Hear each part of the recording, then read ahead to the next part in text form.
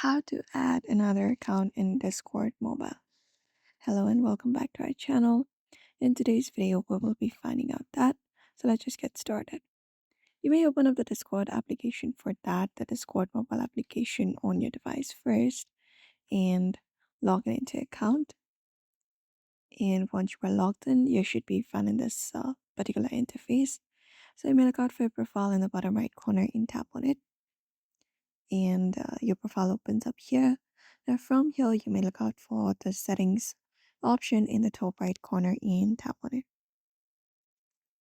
Now that you tap on it here, it will uh, you will be finding different options here. So if you'd like to switch your account or add up another account,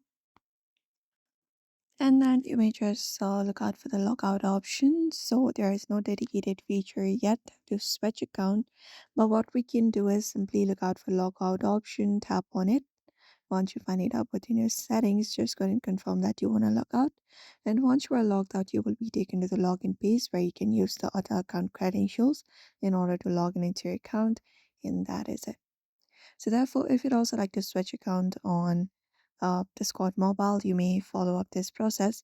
So I hope this information was helpful. Give it a thumbs up and subscribe for more tips and tutorials.